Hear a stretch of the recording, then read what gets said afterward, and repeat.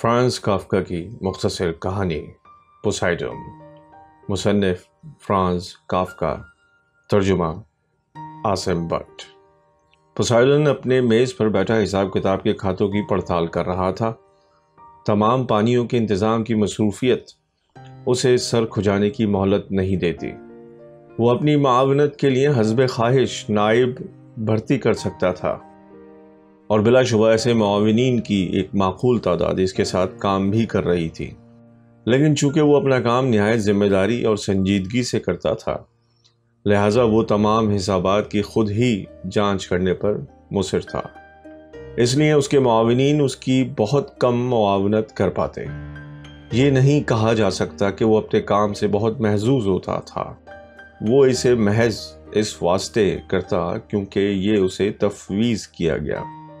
بے شک اس نے حکام بالا کو بار بار یہ درخواست پیش کی تھی کہ اسے اس سے خوشگوار کام دیا جائے، لیکن جب اسے مختلف تجاویز پیش کی جاتی تھی تو آخر میں یہی مناسب معلوم ہوتا کہ موجودہ کام سے بہتر کوئی کام اس کے موافق نہیں تھا۔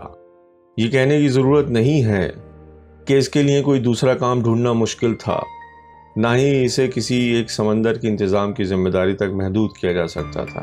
اس حقیقت سے قطع نظر کہ اس صورت میں بھی اس پر کام کا بوجھ کم نہیں ہوگا، لیکن غیر اہم ہو جائے گا۔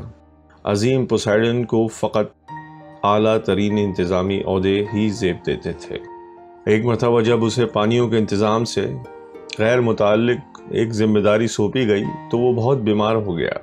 اس کا الہامی سانس رک رک کر آتا اور اس کی پیتل کی سی چھاتی بری طرح پھولنے اور پچکنے لگتی۔ یہ حقیقت ہے کہ اس کے مسائل کو کبھی سنجیدگی سے نہیں لیا گیا۔ جب کوئی عظیم شخص کوئی شکایت کرے تو ایسا ظاہر کرنا چاہیے کہ اس کے مسئلے کو سمجھ لیا گیا تھا، چاہے وہ مسئلہ کیسا ہی ناقابل حل کیوں نہ ہو۔ کسی نے کبھی پوسائیڈن کا عہدہ تبدیل کرنے کے بارے میں نہیں سوچا۔ اسے ازل سے سمندروں کا دیوتا مقرر کرنے کا فیصلہ کیا گیا تھا، اور یہ سب کچھ یوں ہی رہنا تھا۔ جس بات پر اسے سب سے زیادہ کوفت ہوتی ہے، اور یہی بات فی الاصل اس کی اپنے کام سے بیزاری کی بنیادی وجہ تھی، وہ ایسی بے بنیاد افواہیں تھیں جو اس کے متعلق ہر طرف گردش کرتیں۔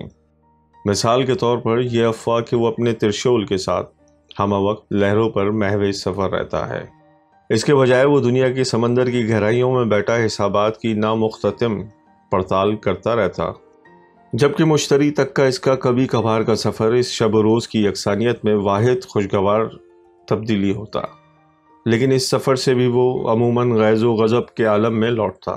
نتیجتاً وہ سمندروں کو دیکھ ہی نہ پاتا، اولمپکس کے پہاڑ پر عجلت میں تیز تیز چڑھتا چلا جاتا اور کبھی حقیقتاً ان میں سفر نہ کر پاتا۔